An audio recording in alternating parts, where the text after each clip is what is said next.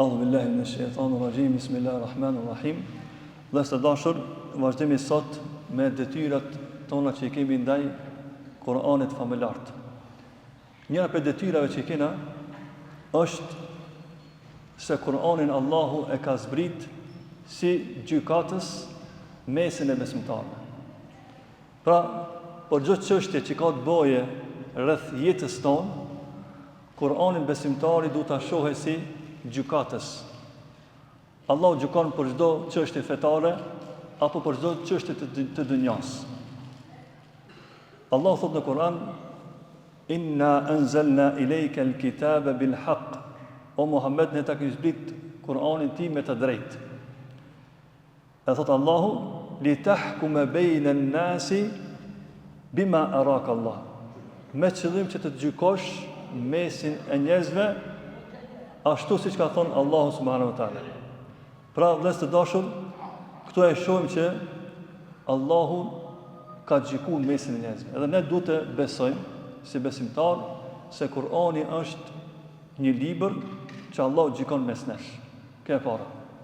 E dyta, Kur'ani duhet të gjykon mes nesh edhe në raste kur kemi mosmarrveshje. Njëri thot, kjo puna është kështu, që ti thot ndryshe. E zgjidhja do të më kthit te Kur'ani. Allah thot në Kur'an: "Wa ma ikhtalaftum fihi min shay'in fa hukmuhu ila Allah." Nëse ndodh që ju keni mosmarrveshje mes jush, kush e jep gjykimin? Fa hukmuhu ila Allah. Allahu jep gjykimin asaj çështje. Në një ajet tjetër Allahu: "Fa in tanaza'tum fi shay'in farudduhu ila Allah." Nëse ndodh që ju keni mosmarrveshje mes jush, farudduhu ila Allahi wa rasuli. Problemin, mosmarrveshjen kthejani Allahut dhe pejgamberit. Çish më kthej Allahut problemin? Ja kthemi librit të Zotit. Kemi mosmarrveshje, kthemi Kur'anit. Kemi mosmarrveshje, kthemi pejgamberit. Pejgamberin e kemi gjallë. Nuk e kemi gjallë pejgamberin, por e kemi sunetin e pejgamberit alayhis salam. Pra i kthemi sunet e pejgamberit sallallahu alaihi wasallam. In kuntum tu'minuna billahi wal yawmil akhir. Nëse jeni besimtar, edhe besoni Allahun, edhe besoni ahiretin, kthehuni Allahut dhe pejgamberit në rast të mosmarrveshje. Krejt këto ajete çka na mësojnë? Na mësojnë që Kur'ani është gjykatës. Është problemet tona duhet t'i gjykon. Është mirë apo keq? Është halal apo haram? Kush e vendos? E vendos libri i Zotit. E vendos suneti i pejgamberit. E ne si besimtarë kemi obligim ta shohim Kur'anin si gjykatës tonë në jetën tonë të përditshme. Kjo ishte një valloj mesele. Mesela tjetër, a ban me marë gjykatës tjerë përveç Zotit? Shemë dikush thot, kanuni lekës është më i mirë, jo kanuni islamit. Apo dikush tjetër thot, demokracia është më e mirë se sa islami. Ka thonë dietarët, nëse dikush e mohon ligjin e Zotit, apo thot Allah e ka bëu haram, unë e bëj halal, e ndryshon. Apo dikush thot janë të barabartë, edhe ligji i Zotit edhe demokracia janë njësoj. Kush thot kështu ne, ai bëhet jo musliman, bëhet kafir.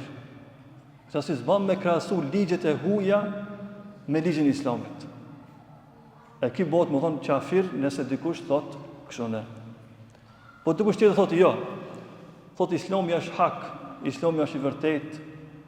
Por thotë interesi i dunjos, thotë më ka çu mua që më marr si gjykatës dikan tjetër. I themi atëherë kjo konsiderohet kufër i vogël. Jo kufër i madh, nuk qenë nga feja, por është kufër i vogël nga se personi ka gjykuar me epsh, ka gjykuar me interes të kësaj dunjas. Ka raste tjera, është një rast tjetër, kur njeriu imponohet. Ne nuk kemi qef, por në herë imponohemi me ligje tjera, me gjyku situatën. Sikur shemë në vendet tona, gjykohet me çka? Me demokraci. Në herë ne detyrohemi, jemi të imponuar, dikush kur na vjell diçka, ku shkojna? Shkojna në gjykat, marrë me advokat. Pse bëmi këtë? Me marrë hakin tonë. Se ndryshe nuk mirët haki. Në këtë rast jemi të imponuar me shiku ligjet e tjera, jo ligjin e Zotit. Nga se ligji i Allahut, sheriati, në vendin tonë nuk funksionon. Kështu që ne imponohemi me marrë ligjet tjera, edhe në këtë rast nuk kemi ndonjë mëkat, për shkak që jemi të imponuar. Pra, më thonë në fund, shkurtimisht, Kurani është një libër që duhet të gjykon mes nesh. Allah e ka zbrit Kur'anin dhe kemi obligim të besojmë se Kur'ani është një libër që gjykon mes nesh. Inshallah vazhdojmë nesër. Wa aqulu ma tasma'un wa akhiru da'wana alhamdulillahi rabbil alamin.